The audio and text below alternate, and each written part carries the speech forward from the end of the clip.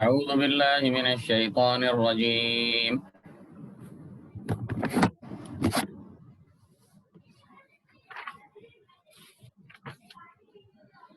فإذا نفخ في الصور فلا أنساب بينهم يومئذ ولا يتساءلون فمن ثقلت موازينه فأولئك هم المفلحون ومن خفت موازينه فأولئك الذين خسروا أنفسهم في جهنم خالدون تلفح وجوههم النار وهم فيها كالحون. فإذا نفخ في الصور، بس جب پھونکا جائے گا سور میں، فلا انصاب بینہم، تب تو نہیں رہیں گے رشتے ناتے ان کے درمیان، یومئذ اس دن، ولا یتساءلون، اور نہ وہ باہم آپس میں پوچھ تاچھ کریں گے. یعنی جب سور میں پھونکا جائے گا، اور اس سے مراد دوسری مرتبہ پھونکا جانا ہے، کہ جب پہلی مرتبہ جب پھونکیں گے تو اس سے یہ دنیا ختم ہو جائے گی، ساری جاندار مر جائیں گے، سوائے جس کے اللہ چاہے. پھر اس کے بعد دوسری مرتبہ جب پھونکیں گے تو سارے اپنے اپنی جگہوں سے زندہ ہو کر میدان حشر کی طرف چلیں گے. تو اس میں دوسری پھونک مراد. بس جب وہاں پر دوسری پھونک ماری جائے گی اور لوگ میدان حشر کی طرف چلیں گے تو اس وقت ان کے آپسی رشتے ناتے حسب خاندان تعلقات سارے ختم ہو جائیں گے. ولا یتساءلون، اور نہ وہ ایک دوسرے سے پوچھ تاچھ کریں گے. یعنی ابتدائی مرحلے میں خوف اور گھبراہٹ کی شدت ایسی ہوگی کہ وہ ایک دوسرے سے نہ بات کریں گے، نہ ایک دوسرے کو پہچانیں گے، نہ ایک دوسرے سے کچھ پوچھ تاچھ کریں گے. لیکن قیامت کے دن الگ الگ مراحل ہیں، بعض مراحل میں وہ بات بھی کریں گے آپس میں. فمن ثقلت موازینہ فاولئک هم المفلحون، بس پھر وہ کہ بھاری ہوں گے جن کے ترازویں، فاولئک هم المفلحون، تو وہی لوگ فلاح پانے والے ہیں. یعنی جن کے ترازو بھاری ہوں گے، یعنی جن کے نیکیوں کے پلڑے بھاری ہو جائیں گے تو وہ کامیاب ہیں، یعنی جنتی ہیں. ومن خفت موازینہ، اور وہ ہلکی ہوں گی جن کی ترازویں، فاولئک الذین خسروا انفسهم فی جہنم خالدون، تو وہ وہی ہیں جنہوں نے خسارے میں ڈالا اپنی جانوں کو، جہنم میں ہمیشہ رہنے والے ہیں. جن کی ترازویں ہلکی ہوں گے یعنی جن کے نیکیوں کا پلڑا ہلکا ہوگا، تو ایسے لوگ وہ نقصان اٹھانے والے ہوں گے. اور نقصان اٹھانے کا مطلب یہ ہے کہ وہ جہنم میں داخل کیے جائیں گے، والعیاذ باللہ. تلفح وجوہہم النار وہم فیہا کالحون، بھون ڈالے گی وجوہہم النار، ان کے چہروں کو آگ، وہم فیہا کالحون، اور وہ اس میں نہایت ہی بد شکل ہوں گے. تو آگ ان کے چہروں کو بھون ڈالے گی، جلا ڈالے گی. تو چہروں کا ذکر خاص طور سے اس لیے کیا کہ کیونکہ چہرہ انسان کے لیے عزت اور شرف کی جگہ ہے. ورنہ آگ ویسے تو نہ صرف چہروں کو بلکہ ان کے جسم، سارے جسم کو جلا ڈالے گی، لیکن چہروں کا اس لیے خاص طور سے ذکر کیا گیا کہ وہ عزت اور شرف کی جگہ ہے. وہم فیہا کالحون، اور وہ اس میں نہایت ہی بد شکل ہوں گے.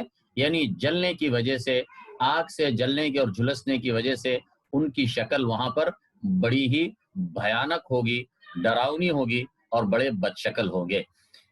الم تکن آیاتی تتلی علیکم فکنتم بہا تکذبون. الم تکن آیاتی تتلی علیکم، کیا نہیں میری آیتیں تلاوت کی جاتی تھیں تم پر، فکنتم بہا تکذبون، پس تم ان کو جھٹلاتے تھے. یعنی ان سے جہنم میں وہاں پر کہا جائے گا کہ کیا ایسی بات نہیں تھی کہ میری آیتیں تم پر پڑھی جاتی تھیں، میری آیتیں تم پر تلاوت کی جاتی تھیں، لیکن تم ان کو ماننے سے انکار کرتے تھے اور ان کو جھٹلاتے تھے.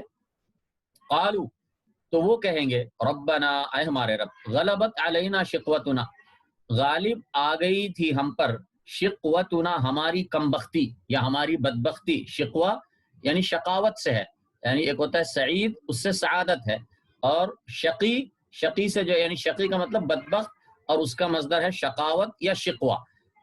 تو کہیں گے، اے ہمارے رب، غلبت علینا شقوتنا، غالب آ گئی تھی ہم پر ہماری بدبختی، وکننا قوما ضالین، اور ہم گمراہ قوم تھے. تو وہاں پر اعتراف کریں گے، جہنم میں اپنے گناہوں کا اعتراف کریں گے، اور کہیں اپنے بارے میں اعتراف کریں گے کہ وہ ان کے اوپر بدبختی غالب آ گئی تھی اور وہ گمراہی پر تھے۔ پھر اس کے بعد اللہ تعالیٰ سے دعا کریں گے کہ اللہ تعالیٰ انہیں جہنم سے نکال دے، تو پھر وہ جو ہے نا ایسا کام نہیں کریں گے جو پہلے کرتے رہے ہیں۔ تو کہیں گے ربنا اخرجنا منہا، اے ہمارے رب اخرجنا منہا، تو نکال ہم کو منہا اس سے، تو نکال ہم کو منہا اس سے، فإن عدنا، پھر بھی اگر ہم اعادہ کریں، فإنا ظالمون، تو بے شک ہم ظالم ہوں گے۔ یعنی تو اللہ سے دعا کریں گے کہ اللہ ہم اس جہنم سے نکال دے، ہم دوبارہ ایسا نہیں کریں گے، اگر دوبارہ ایسا کریں گے جیسے پہلے کیا تھا تو پھر واقعی میں ہم ظالم ہیں۔ قال اخسؤوا فیہا ولا تکلمون، تو جواب کیا دیا جائے گا؟ قال، کہا، اخسؤوا فیہا، ذلیل ہو کر پڑے رہو اس میں۔ اخسؤ، خسا یخسؤ سے جمع مذکر امر کا صیغہ ہے، یعنی ذلت اور رسوائی کے ساتھ پڑے رہو، یہ مطلب ہے اخسؤوا فیہا، کہا ذلیل ہو کر پڑے رہو، فیہا اس میں یعنی جہنم میں، ولا تکلمون، اور تم بات نہ کرو مجھ سے، یعنی ان سے کہا جائے گا تمہاری بات نہیں سنی جائے گی، تمہیں ہمیشہ جہنم ہی میں پڑے رہو اور تم مجھ سے بات نہ کرو، یعنی اللہ تعالیٰ ان سے ناراض ہوگا اور ان سے کہے گا ولا تکلمون، اور تم مجھ سے بات نہ کرو، یعنی مطلب یہ ہے کہ تمہاری بات نہیں سنی جائے گی، تمہاری دعا قبول نہیں ہوگی۔ انہ کان فریق من عبادی، بے شک ایک فریق میرے بندوں میں سے، انہ کان فریق من عبادی، بے شک ایک فریق میرے بندوں میں سے، یقولون، وہ کہتے تھے، ربنا آمنا، اے ہمارے رب، آمنا ہم نے ایمان لایا ہے، فاغفر لنا ورحمنا، پس تو مغفرت فرما ہماری، ورحمنا اور رحم فرما ہم پر، وانت خیر الراحمین، اور تو بہترین رحم فرمانے والا ہے۔ فاتخذتموہم سخریا، پس تم نے بنا لیا تھا ان کو مذاق، فاتخذتموہم، پس تم نے بنا لیا تھا ہم ان کو سخرین مذاق، حتی انسوکم ذکری، یہاں تک کہ انہوں نے بھلا دی تمہیں میری یاد، انسوکم، یہاں تک کہ انہوں نے بھلا دی تھی تمہیں میری یاد، وکنتم منہم تضحکون، اور تم ان پر ہنستے تھے۔ انی جزیتہم اليوم بما صبروا، انی بے شک میں نے، جزیتہم اليوم، میں نے بدلہ دیا ہے ان کو آج کے دن، بما صبروا، بسبب اس کے کہ انہوں نے صبر کیا تھا، انہم هم الفائزون، یہ کہ بے شک وہی کامیاب ہیں۔ تو اللہ تعالیٰ ان سے، ان جہنمیوں سے کہے گا کہ دنیا کے اندر جب تم دنیا میں تھے تو میرے بندوں میں سے ایک فریق تھا، ایک گروہ تھا جو ایمان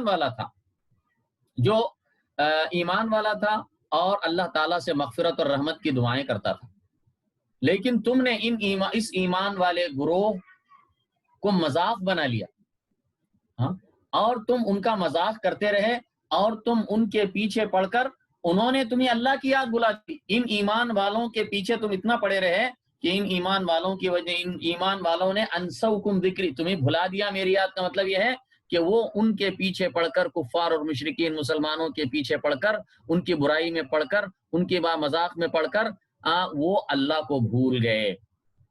وکنتم منہم تضحکون، اور تم ان اہل ایمان پر ہنستے تھے، مذاق اڑاتے تھے، انہیں حقیر سمجھتے تھے۔ تو آج انی جزیتہم اليوم بما صبروا، آج میں نے، انہوں نے دنیا میں صبر کیا تھا ان اہل ایمان نے، تو اللہ تعالیٰ کہتا ہے کہ آج میں نے انہیں، ان کے صبر کے بدلے میں انہیں کامیابی عطا فرمائی ہے، اور یہ کامیابی کیا ہے؟ وہ جنت ہے۔ انی جزیتہم اليوم بما صبروا انہم هم الفائزون۔ قال کم لبثتم فی الارض عدد سنین، پوچھے گا کم لبثتم فی الارض عدد سنین، کم کتنا، لبثتم تم ٹھہرے رہے، فی الارض زمین میں، عدد سنین، عدد سنین برسوں کی گنتی کے لحاظ سے، یعنی کتنے سال تم ٹھہرے رہے، اللہ تعالیٰ یعنی ان سے پوچھے گا، یا ان سے جہنمیوں سے پوچھا جائے گا کہ دنیا میں کتنے سال تم نے زندگی گزاری تھی، کم لبثتم، کتنا تم ٹھہرے رہے، فی الارض زمین میں، عدد سنین سالوں کی گنتی کے حساب سے۔ قالو، وہ کہیں گے، لبثنا یوما او بعض یوم، ہم رہے تھے ایک دن، او بعض یوم، یا ایک دن کا کچھ حصہ، فاسأل العادین، پس تو پوچھ لے گنتی یاد رکھنے والوں سے۔ تو جواب میں جہنمی یہ کہیں گے کہ شاید ہم ایک دن رہے ہوں گے دنیا میں، یا دن کا کچھ حصہ رہے ہوں گے، ہمیں اتنا ٹھیک سے تو یاد نہیں ہے، تو گننے والوں سے پوچھ لے تو بعض نے کہا کہ یعنی مطلب فرشتوں سے پوچھ لیں جو گن کر ہر چیز کو شمار کر کے رکھنے والے ہیں، یا ان کا مقصد یہ ہے کہ جو ہم میں حساب کتاب کے ماہر ہیں ان سے پوچھ لیں۔ تو مطلب یہ ہے کہ وہاں پر جب آخرت میں جائیں گے یہ کافر اور مشرک، اور جب جہنم کی سزا انہیں ملے گی، تو اس کے بعد وہ دنیا کے اندر جو انہوں نے زندگی گزاری تھی، جو انہوں نے اس میں عیش و آرام کیا تھا، وہ سب کچھ یکلخت بھول جائیں۔ انہیں پوری دنیا ایسی لگے گی جیسے وہ ایک دن تھا یا ایک دن کا کچھ حصہ تھا، سب کچھ ختم ہو جائے گا۔ فاسأل العادین، یہ جو ہے نا اس دنیا کی حقیقت ان کو ہوگی۔ اور دنیا اور آخرت کے مقابلے میں دنیا ایسی، دنیا جو ہے نا معمولی سی ہے، یہ چند روزہ زندگی ہے، باقی آخرت کی زندگی ہمیشہ رہنے والی زندگی ہے۔ قل ان لبثتم الا قلیلا، قال ان لبثتم الا قلیلا، فرمائے گا ان لبثتم الا قلیلا، تم نہیں ٹھہرے رہے مگر تھوڑا ہی۔ لو انکم کنتم تعلمون، کاش کہ تم جان لیے ہوتے۔ یعنی اللہ تعالیٰ ان کے جواب میں فرمائے گا کہ تم دنیا میں بہت تھوڑا رہے، یہ دنیا کی زندگی چھوٹی سی زندگی ہے، مختصر سی زندگی ہے، چند روزہ چند زندگی ہے، اور آخرت کی زندگی وہ ہمیشہ کی زندگی ہے، باقی رہنے والی زندگی ہے۔ تو انسان کو چاہیے کہ اس چھوٹی سی دنیا کے خاطر، ختم ہونے والی دنیا کے خاطر، باقی رہنے والی اور ہمیشہ رہنے والی آخرت کو برباد نہ کرے۔ افحسبتم انما خلقناکم عبثا وانکم الینا لا ترجعون، کیا پس تم نے سمجھا تھا انما خلقناکم عبثا، کہ ہم نے پیدا کیا ہے تم کو عبثاً بیکار، عبثاً بیکار، وانکم الینا لا ترجعون، اور یہ کہ تم ہماری طرف نہیں لوٹائے جاؤ گے۔ یعنی کیا تم نے دنیا میں یہ سمجھ رکھا تھا کہ ہم نے تم سب کو جو ہے دنیا میں ایسے ہی بیکار پیدا کر دیا ہے، یعنی بے مقصد پیدا کر دیا ہے، اور یہ کہ تم دنیا کے بعد گزرنے کے بعد، دنیا میں موت آنے کے بعد تم ہمارے پاس واپس نہیں آؤ گے، تم نے ایسا سمجھا تھا؟ فتعال اللہ الملک الحق، بس بہت بلند و برتر ہے اللہ، بادشاہ سچا، بادشاہ حقیقی۔ فتعال اللہ الملک الحق، بس بلند و برتر ہے اللہ، الملک الحق، بادشاہ حقیقی۔ لا الہ الا ہو، نہیں ہے کوئی معبود برحق الا ہو سوائے اس کے، رب العرش الکریم، رب ہے عرش کریم کا۔ تو اللہ تعالیٰ کہتا ہے کہ اللہ تعالیٰ بہت بلند و برتر ہے اور وہ سچا بادشاہ ہے، بلند و برتر ہے۔ یہ مشرکین یہ سمجھتے ہیں کہ اللہ تعالیٰ نے دنیا کو ایسے ہی بیکار اور بے مقصد پیدا کر دیا ہے، اور یہ کہ بندے کچھ بھی عمل کریں ان کا بعد میں کوئی حساب کتاب نہیں ہوگا، ان کا کوئی بدلہ نہیں ہے، یہ سمجھتے ہیں۔ اللہ تعالیٰ اس سے بہت بلند و برتر ہے، اللہ کی شان بہت اونچی ہے کہ اللہ تعالیٰ جو ہے نا بے مقصد دنیا کو پیدا کرے، اللہ کی شان اس سے بہت اونچی ہے۔ فتعال اللہ الملک الحق، بس اعلیٰ ہے اللہ، یعنی بلند و برتر ہے اللہ، الملک الحق، بادشاہ حقیقی، یعنی حقیقی بادشاہ وہی ہے۔ دنیا کے اندر بھی بادشاہ ہوتے ہیں، لیکن یہ بادشاہت حقیقی نہیں ہے، یہ جزوی ہے اور وقتی ہے، اور یہ ختم ہونے والی ہے، باقی رہنے والی نہیں ہے۔ اور حقیقی بادشاہت، باقی رہنے والی بادشاہت، وہ صرف اللہ ہی کے لیے ہے۔ لا الہ الا ہو، نہیں ہے کوئی معبود برحق سوائے اس کے، رب العرش الکریم، وہ رب ہے عرش کریم کا۔ تو اللہ تعالیٰ نے اس دنیا کو ایک مقصد کے لیے پیدا کیا ہے، اور وہ مقصد ایک اللہ کی عبادت ہے۔ تو اسی لیے فرمایا لا الہ الا ہو، نہیں ہے کوئی معبود برحق سوائے اس کے، رب العرش الکریم، وہ عرش کریم کا رب ہے۔ ومن يدعو مع اللہ الہا آخر، اور جو بھی پکارتا ہے اللہ کے ساتھ الہا آخر، کسی دوسرے معبود کو، یعنی جو اللہ کے ساتھ شرک کرتا ہے، لا برہان لہ بہ، کہ نہیں ہے کوئی دلیل اس کے پاس جس کی۔ اور حقیقت میں مشرک جو ہوتا ہے وہ اس کے شرک کی کوئی دلیل موجود ہی نہیں ہے، شرک بے دلیل چیز ہے، اس کی کوئی حقیقی دلیل موجود نہیں ہے۔ ہاں مشرک اگر کچھ وہ اپنے زعم میں، اپنے شرک کے جواز میں کچھ دلائل دیتا ہے، وہ حقیقی دلائل نہیں ہے، اس کو آپ شبہات کہہ سکتے ہیں، وہ اس کے شبہات ہیں، دلائل نہیں ہے ان کے پاس، شرک کی کوئی دلیل موجود نہیں ہے کیونکہ بے دلیل اور بے سند ہے۔ تو فرمایا لا برہان لہ بہ، نہیں ہے کوئی دلیل اس کے پاس جس کی، فإنما حسابہ عند ربہ، بس یہی کہ اس کا حساب اس کے رب کے پاس ہے۔ یعنی اب یہ دنیا کے اندر جو غیر اللہ کو پکارتے ہیں، جو اللہ کے ساتھ شرک کرتے ہیں، تو اللہ تعالیٰ کہتا ہے کہ اللہ تعالیٰ کے پاس اس کا حساب ہونے والا ہے۔ یعنی یہ اللہ ان کے لیے، مشرکین کے لیے دھمکی ہے۔ فإنما حسابہ عند ربہ، بس بے شک اس کا حساب اس کے رب کے پاس ہے۔ انہ لا یفلح الکافرون، بے شک فلاح نہیں پائیں گے کافر۔ وقل رب اغفر وارحم وانت خیر الراحمین، اور تو کہہ رب اغفر، اے میرے رب مغفرت فرما، ورحم اور رحم فرما، وانت خیر الراحمین، اور تو سب سے بہترین ہے رحم کرنے والوں میں، یعنی تو سب سے بہترین رحم فرمانے والا ہے۔ اللہ تعالیٰ معاف فرما اور رحم فرما، اور تو بہترین رحم فرمانے والا ہے۔